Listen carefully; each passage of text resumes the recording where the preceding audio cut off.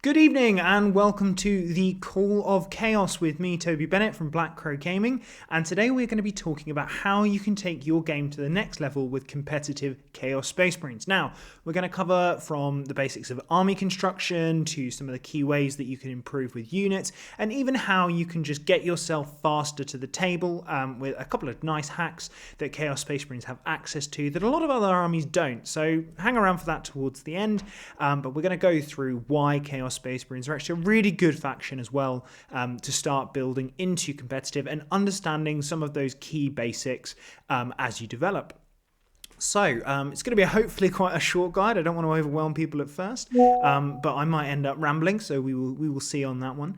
I think that CSM are a really good army just to kind of develop people's competitive brains, because they've got a good mix of units. They've got some long range. They've got quite a combat focus, and combat tends to be a really key fit. Like, of the phases, it tends to be the most important after the movement phase. So it's a really good army to kind of develop those diverse set of skills across those different phases. And also, because it is a combat army, it does force you to get a little bit better at movement. And obviously that is the most important thing in the game. And then finally, it's just a slightly cheaper army to do, which I think is great, because toy soldiers are expensive, and it's best that if anyone can get involved. So yeah, that's going to be something we're going to go over as well, and I'll talk about how I got to 2,000 points of competitive CSM in about a month. And it was also very, very cheap to do. So let's dive in. So army construction, that is obviously the first and one of the most important things that you need to do, because you need to go with enough tools prepped for your mission. So what do you need to think about when you're building your army list? Now, the key with Chaos Space Marines is efficiency, efficiency, efficiency. And that is because Chaos Space Marines absolutely thrive on being the most consistent at doing a job. Now, they're quite flexible as well, but they are really good at just doing that like one particular thing really well. So Legionaries, great example, very good at just killing other infantry and sitting on primary. They're 2 OC a pop. They've got 2 heavy melee weapons, which are basically power fists in the squad, and they pack a las cannon as well. Now, because they've got that, they punch up for their 90 points. Now, that's really where you want to be looking for. How can I punch up with this particular unit? What do I do with this unit that's probably not overly survivable? There's nothing in the CSM codex which is like crazy super survivable. So how do you trade with those units? How are they going to be efficient for you? So that's where your mind needs to be thinking first. What can this unit do? Can it kill more than its points worth? Can it score more points? Can it deny more points? Those are the kind of questions that each unit needs to be evaluated against when you're selecting them. And I really think starting with just that basic unit of Legionaries, is this better for its points cost than a squad of Legionaries? So that's a really nice one. Just kind of measure yourself against, just to give you that kind of that baseline mark of what is a competitive unit within Chaos Space Marines. Now, obviously, there is an importance to be kind of flexible in that list construction. You are going to need some ranged. You are going to need probably the majority close combat, because that's kind of where the good detachments lead. But you want to be thinking, how can I fill most different roles? And we're going to talk about like how you analyze where you're going to be in a role in the game, but that's kind of the thing as well. You need to be able to flex between multiple different roles, when you can be aggressive, when you need to be a little bit more defensive, that kind of thing. So analyzing that in the list building part of the game process is going to be really, really important.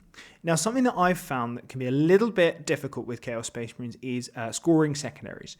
And that's because you don't have overly quick infantry. You do have access to Raptors and Warp Talons, but in all honesty, Raptors probably want to be falling out the sky and doing horrible things to people. And Warp Talons are great for just killing off screens. They're not really the units that I want to be doing actions with and things like that. So a lot of the time, that's just something you need to have in the back of your mind. What can do those action secondaries what has the movement capability to get around the board and into those board positions where also I don't mind losing it so much. Now, oftentimes you're actually going to get a Rhino doing that. So they're super good for both the strategy that you're going to want to try and do with Chaos Space Marines, but they're also just surprisingly good at getting you secondary points, and it forces your opponent to kill them, which is even better, because if they're nailing your transport, they're not killing your quite squishy Space Marines.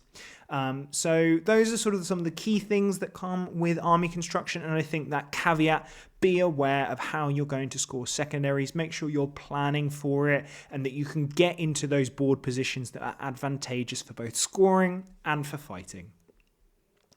Next, we're going to talk about those initial work-ons that you want to be thinking about. So these are the more basic concepts of the competitive game that will help you just elevate your skill set. So first of all, it seems really obvious because taking and holding primary, well, we all know you just go sit on a mission point and then you scrap your opponent off theirs. Like, that makes perfect sense. However, it's very different in a competitive setting because the way that the armies are built up, they're very efficient at pushing opponents off and denying primary, stopping you from getting places, etc., etc. So working on which units can be devoted to just scoring primary, how can you get them into that correct position, how do you need to stage yourself so that even if one unit is completely destroyed, how can you have that redundancy that you're still able to get that primary? Is there a way that you can set something up where you might have a heroic intervention with a legionary unit where they could get on and put more OC on that objective? Those are the kinds of questions that you need to be asking yourself in the game. Am I positioning well enough that I'm going to get the most out of my primary points? Now, the next one, for those that like killing things, this one's more for you, and that's threat analysis for your ranged units. Now, Chaos Space Marines has some access to some really solid tanks that can just shred your opponent at range. Things like Forge Fiends, Predator Destructors, even Vindicators, a little bit shorter range, but they still fall into that bracket. So working out what those tanks need to be targeting in the early game and the mid game to just try and make sure that your infantry doesn't get cut to pieces when it commits is going to be really important. So analysing where those key infantry killers are, what's going to threaten you, which scoring units can you draw out and kill at range where your opponent can't really respond to those tanks because they can't get the shooting range on you, which will then allow you to force out their more important and more expensive units that they don't want to reveal until later in the game. And then finally, the initial work on is choosing where to overwhelm your opponent. Is the flank particularly weak on one side? Can you pivot from the center to hit that left flank really hard? Is there a safer objective that your opponent might try and rush because they're a faster army, which then allows you to hammer blow there and kill a critical mass of their resources? So these are the kind of questions that you're going to be asking yourself of where is it on this board do I need to be positioning myself to make sure that I'm delivering that hammer blow that ends the game there and then. So it's really critical just to have that in the back of your mind when you're set your movement phase, particularly. Just where is my opponent going to commit resources where I think I can overwhelm them? And that doesn't have to be overwhelming their entire army.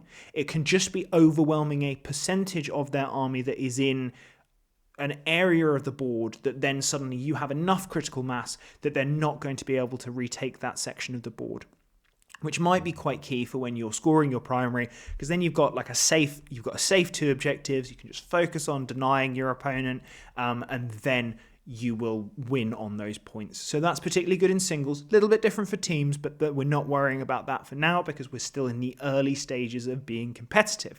So choosing where you need to overwhelm your opponent and how you can get your resources there without televising that you're going to be pushing there. Again, Rhino's key in this one, and Deep Strikers. Is going to be really important for sort of learning and understanding that board presence and board control, which goes again to the flexibility of units. Are they able to play more defensively and play more cagily, but then turn that switch and hit your opponent really nice and hard? Okay, so once you've started to nail those basics, that's where we want to start building those skills. And with the first point, I think this one will come quite quickly, because you'll see as you have that redundancy, you'll be able to, at the very least, deny your opponent's primary score. And that's really, CSM is incredibly good at doing this. They're great at just going, here is a cheap 10 OC unit, it's going to sit on this objective, and it's going to force you to come out and get it, or it's just going to sit there while you're sitting on there too and deny you primary for return. You absolutely will kill it, but that doesn't matter to me at this point. So those are the kinds of thought processes that you need to be thinking about, because again, if you only score 50 points, but your opponent scores 20, you still win that game. So learning how to deny your opponent's primary, stop them from getting accelerating their safe game plan. Those kinds of thought processes are going to be really important in just sort of slowing your opponent down, forcing them to make subpar decisions, because suddenly they're having to focus on scoring that primary rather than dealing with those units that might go for that big push. So those are the kinds of thoughts that we're trying to build. Then next, leading on quite nicely, is trading those units efficiently. Do I trade this unit of legionaries to deny my opponent 5 points on the primary? Do I trade this unit of warp talons so that I get my opponent out of position? Those kinds of questions can be really, really key and very useful when you start nailing if they are the correct decision. So CSM are very good at trading overall. We've kind of covered that, and we've talked about that in the list construction stage. So bear that in mind when you're in your games as well, because if you can throw out a unit of legionaries and they're able to take down a 150 point unit, or they're able to snipe a character inside a unit of standard troops, which is really not too difficult for them, those are the kind of questions that will then mean that unit gets a big tick next to it for those trading efficiently stats. And once you start trading efficiently, it's going to be really difficult for your opponent to get back in the game, because they're going to have to start putting in increasingly expensive and strong resources to deal with your cheaper units, or units that you can then dogpile with more of your efficient units that will, even though you're then spending more points, your opponent ultimately has already committed. And once they're already committed, that allows you to react to that commitment and hit really hard. So again, that's then where you look for when you want to commit your resources. We've understood where in the previous section. Now we're looking at when. When are we going to hit our opponents? When are we going to break their back? That's really important, really key focus of how you can kind of overwhelm your opponent in one particular area. Really good example I had was when I played at the Coventry 3-day tournament. I was playing against Chaos Knights, and Chaos Knights were a real nightmare matchup for me. It was the 13 War Dogs build. Now, I knew that it was a tough one, and I knew that I wouldn't be able to deny him for long enough. However, what I focused on was positioning so that it didn't look like I was committing anywhere, and then going hardcore onto the left flank and clearing off 3 War Dogs in a turn by bringing in my Vindicators from strategic reserve so that I could just focus on killing those I think it was 3 or 4 War Dogs, which then nullified him on that flank. Then for the rest of the game, instead of trying to commit and try and get more board position, I just focused on zoning him out, not allowing him to come anywhere near my safe area of the board, and every time a War Dog went on the objective, I just put 10 OC on there. I went, no, I'm going to score that. You're not going to score that. I'm going to score the objective because I've already won this flank over here. And he ended the game, I think, with about 7 or 8 War Dogs still. So I killed a tiny amount of his army, and I lost most of mine in return. But because I was able to deny that section of the board and just consistently score it, and then just keep on going, no, you're not scoring that primary, that then put him in a position where he tried to secret mission and then was unable to. So there's a couple of different thought processes that went into that, but that will really help you in those poorer matchups where you know that you can't really trade efficiently, but when can you go for it? When can you overwhelm your opponent in a position of the board that then you're able to just keep pushing on and focus on scoring points? Now, that's actually leads really nicely into the next slide. It's almost like I planned this, who'd have thought?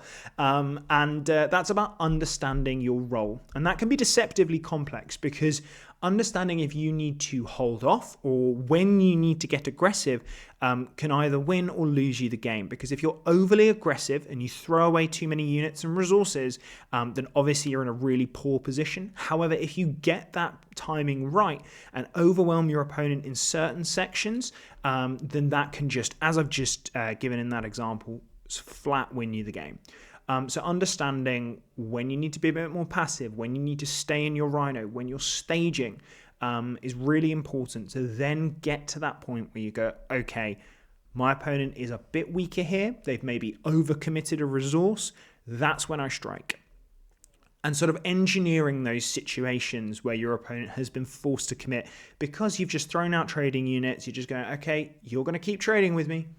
Don't worry, I'm just going to stop you scoring points. I'm going to focus on my secondaries, and I'm just going to kill the odd unit that you're using for scoring, that kind of thing. And now suddenly their unit of, say, trying to think of a big unit off the top of my head, tank busters, lots of tank busters and flash kits suddenly come out because they need to get rid of those legionaries. Then you dogpile them with your chosen brick, for example, because they've already committed. They've shown their hand, and that puts the initiative in your court. So it's really important to try and engineer those situations.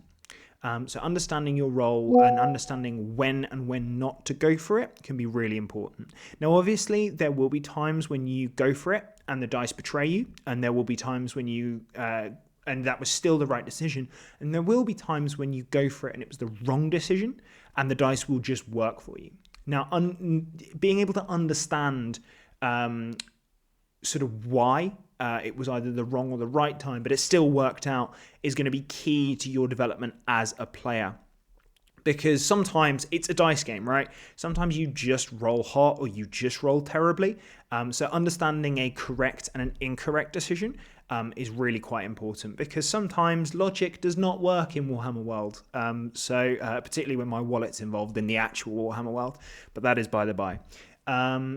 So let's dive into sort of that sneaky hack that I mentioned, and that is the Horus Heresy kits. I love this one. This was how I sort of kind of free-rolled my CSM army, and that was because a lot of it was from vouchers from winning tournaments, which I then used to buy the Legionary kits, and because you get 20, it's really, really handy for building all of those units real quick. So, for example, and I think that this is probably the best example you can do. You can actually save even more, but I think this is a good one. Most CSM are going to be using Chosen and Legionaries. If you buy one box of 20, works out at 40 quid from Glasshammer. Obviously, you can also use our discount code, plug, which is Black Crow, and that gets you an extra 5% off, which is quite handy. But yeah, so currently they retail at 40 quid. If you buy 2 boxes of 5 Chosen and 2 boxes and a single box of Legionaries, that is going to be £104. So you save £64 just by doing that and focusing on your kit bash. And kit bashing's real good fun, particularly for CSM, because things like accursed weapons, heavy melee weapons, there is no specific, like, oh, this must look like a power fist, this must look like a sword, that kind of stuff, which allows you to kind of get fun with it. Now, anyone that's seen my Chaos Space Marine army will have seen that they are all converted, like fallen/risen. So sometimes the heavy melee weapon is a power fist, sometimes it's a Dark Angel specific sword, that kind of stuff. Just because it kind of lets your creativity flow, but it also does it at a cheaper cost. So using that kind of logic can really help you. And I'll demonstrate that when we go over those lists that you can get a little bit cheaper as well. But also the tanks, because they are newer sprues, they tend to be a lot nicer. They tend to go together a little bit better. And I'm really impressed in terms of that Horus Heresy line. And also it builds into, if you are more of a hobbyist than a competitive player, but you want to dip your toe in, it's a great way just to sort of keep that idea of the hobby, keep focusing on doing those kit bashes, having those fun paint jobs, that kind of stuff, while still getting yourself more competitive. And it can add real flavour to your army. So for example, with my Fallen, they've got loads of different armour plates on from different kits, so it looks quite scavenged, because I tend to play them in Renegade Raiders as well. So it's that idea that, you know, they've been in space for however long, isolated, no one's really resupplying them, so they have to help themselves. Kind of like how Cypher looks, in terms of like his cobbled together power pack, or his not matching shoulder pads, that kind of stuff. And then I've been able to do that across an entire army. And the really nice thing I've found is that you don't have to be overly skilled at conversions just to sort of get a nice look for your CSM. Now, I would advise getting a scalpel and possibly a hacksaw to do this, and be safe when you're doing that. But yeah, it's a really good way to do it. And if you do see my my CSM army in person, they are all fully converted. Some of them use the Horus Heresy Dark Angels iconography as well, and it's just really good fun. So finally, we're going to jump into a list that you can play. Now, this is something that I've actually recommended that someone that I coach takes to a tournament coming up, and I think it's really, they're new to Chaos Space Marines, and I think it's got that ability to be reasonably simple, but still have that kind of complexity to it, that it can get your opponents, it can put them in on the back foot and allow you to do that overwhelm moment and hit really hard. So we've got a Chaos Lord with the Dread Reaver enhancement, which means that he gets to reroll everything in 12 inches of your opponent's deployment zone. I barely use that enhancement, so I forgot it for 1 second. But that enhancement's quite nice, just for that go turn when he decides to go all Super Saiyan and gets the 3 damage, all that kind of good stuff. He's going to bonk your opponent real hard. Now, he's likely to be with those 5 chosen, but if you need to, he can also go with those legionaries. Renegade Raiders gives everything assault, and if your opponent is standing on an objective, it means that you get an extra AP against them in both shooting and combat, which is real damn tasty, and again goes back to how do I deny my opponent their primary. Next, we've got Cypher. Cypher is just great. If you've watched my video on the top 5 units in CSM, you will see that he won. And that is because he's got his lovely Aura of Dismay, so a 12-inch increased CP, which again, we're just costing opponent resources for no cost to us by hiding him in a corner, usually towards the middle of the board, or where we want to overwhelm our opponent, and having that aura. And then if he needs to come out, he's lone op, so he can kind of score those secondaries a little bit safely. And also he just absolutely shreds things with his shooting and combat. It's really weird how surprisingly good he is, especially when you can give him sustained and lethals quite easily, because he has a lot with some of his attacks. He's got sustained innately, and then obviously you can Dark Pact and give him lethals too. And then finally we've got Fabulous Bill, Fabius Bile, because the Fabius Bile plus 10 chosen brick is just an auto include right now for its points. It's extremely killy. It's just awesome. And then in Renegade Raiders, Fabius Bile goes up to AP -2, where his weapon honestly usually falls down because it's AP -1. But when it goes to AP -2, that's a 3 damage weapon, absolutely cracking into your opponent. So I've been really impressed with Fabius Bile. He's been a bit of an MVP. That brick is absolutely bonkers, and has a heck of a lot of damage output. So when you do want to have that go turn where you commit, and because they've got that built-in advance and charge, that's going to really help out, because they can get to more places where they can jump out the Rhino 3 inches. They can advance and move 6, so that's an average of about 9 inches plus the 3, so we're at 12, and then they're rolling about a 7 on charges on average. That's 19 inches on average, so it's pretty good in terms of getting into your opponent on that go turn in what is usually quite a slow army. Then we got a Cultist mob, because they're great for screening and they sticky objectives. So they hide at the back and they just sort of do the job of they sticky, and then they do nothing for the rest of the game apart from stand there and go, no dropping over here, thank you. And that's their job. And they're really good at doing it for 50 points. They are absolute crap apart from that, but they do that job really, really well. Next, we've got 2x5 legionaries. Now, they are the melee build, which is 2 heavy weapons, 2 chainswords, and then a las cannon. The las cannon is because, I mean, why not? You can have a random las cannon in there. Sure, it hits on 4s, but like, Imagine if you roll a 6 and it gets sustained and it just does nasty, nasty things to your opponent. That would be great. But then this unit is sort of more focused towards that combat potential. Those chain swords going to AP2 is really nice. Those heavy melee weapons, AP3. So yeah, they're pretty damn strong. And remember, obviously, because they've got that icon, they can re-roll those dark packs, which is really quite handy, especially when you only really need to roll a 6. Next, we've got triple rhino, because rhinos are great. In those rhinos, we're going to have the 10 Chosen and Fabulous Bill. We're going to have the Chaos Lord with his Chosen and 5 Legionaries. Actually, no, 5 rubrics, sorry. Forget that. Just 5 rubrics.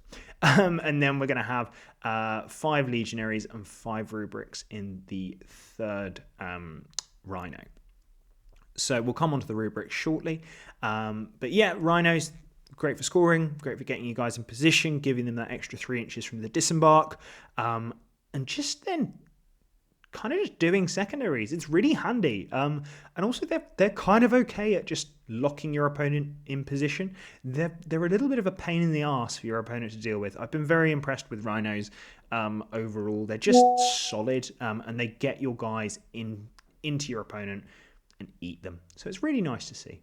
Then we've got 3 Predator Destructors, which is again is what we were talking about in terms of holding back at range and punishing your opponent before they're able to get into you if they overexpose themselves. And that autocannon going to AP3 into infantry that are on an objective is especially nice. Just deals with those key issues while also giving you that little bit of extra anti-tank punch with the las cannons as well. We've already talked about the Chosen. They're just great. That innate advance charge and fallback charge, amazing. They punch like an absolute ton of bricks, and especially with Fabulous Bill making them toughness 5 and strength 6. It's just really solid. So I've been very impressed with that brick, as I've already mentioned, and they just absolutely deserve to be on the sheet whenever you start writing an army list. And then because I had the points, I went for another 5 Chosen to babysit the Chaos Lord.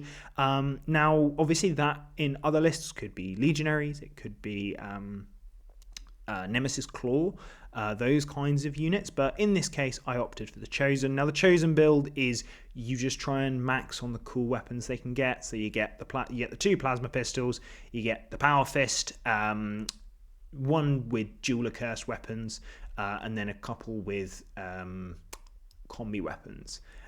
Which is kind of nice. Obviously, then you just double that in the other 10 Chosen.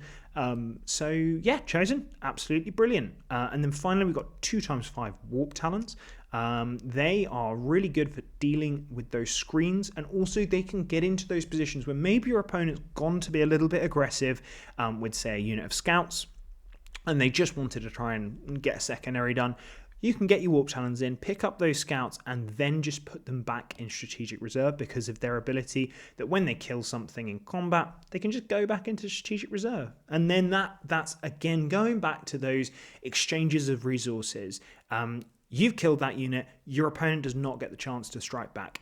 Where you are trying to bait your opponent to come out and scrap you, gets you a great chance just to go, get rid of that unit, go back into strategic reserve, and then suddenly you've got another threat that you can quite happily rapid ingress and bully your opponent with.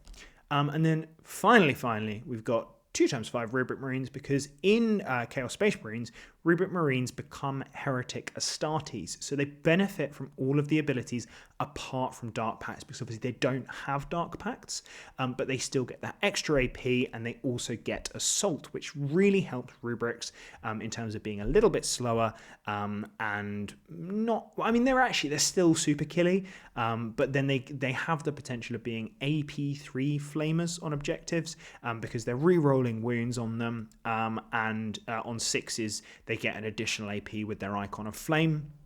Soul Reaper's just another source of devastating wounds. And then occasionally you can absolutely pop off with a Rubric Marine Aspiring Sorcerer. I once had the Aspiring Sorcerer one-shot the Sanguinor. Still to this day, not quite sure how he did it. My opponent really rolling really poorly. Sorry, Jord. He did still win that game though, so didn't really help. But yeah, the Sanguinor got one shot by a Rubric in combat. weird. Shouldn't happen. Will probably never happen again in my playing career. But again, sometimes dice go weird. So yeah, that's the list. It's got loads of high OC units. So we've got 4 units with 2 OC 5 models and 1 unit with 1 OC 10 models. We've got those super killer units in the Chosen and the Warp Talons, and we've got that long-range cover coming from the Predators. So we've kind of broken down all of those key things that we need to work on of how we can score, how we can get into position, how we can pivot into those different roles. So that would be a list that I would be very happy to take to a tournament. I have recommended to one of my mentees to take this to a tournament. I believe they're submitting it for the ITT. So hopefully that goes well for them. So good luck, Charlie. And yeah, I think this is a really good army to start your competitive journey with, because not only can it be a bit cheaper, you can also bring in those other aspects of the hobby. And personally, I still think that regardless of being competitive, having those other parts of the hobby of either a beautiful paint job or a story behind your army, lovely conversions, that kind of thing. I love that. I think that makes Warhammer. So really, really excited to see that. And hopefully that will see more creativity at tournaments. I love seeing people with their like mass converted or beautifully painted armies. Best Painted is one of the best awards out there, and getting to see that at lunch on day 2 is brilliant. But finally, thank you so much for watching. Really appreciate you spending time, and hopefully we'll be seeing you at a tournament soon. If you do want to get yourself some cheap Warhammer, go to Glasshammer Gaming, and you can get 5% off with the code Black Crow, and especially the Horus Heresy range. There's lots of stuff there, so it's really handy. That is mostly where my CS army came from. And then also, if you want to get some terrain to practice on, you can go to Terrain Forge and use the code BCG5 to get 5% off. And you can pick up yourself a UKTC set if you like that kind of thing, a WTC set if you prefer that, or maybe some of their just cool custom sets as well. They've got a lot of flexibility. I really hope you've enjoyed. Drop us a like, drop us a comment if you are new to playing Chaos Space Marines and you want a little bit more advice, and get involved. Thank you so much for watching, guys, and we'll see you soon.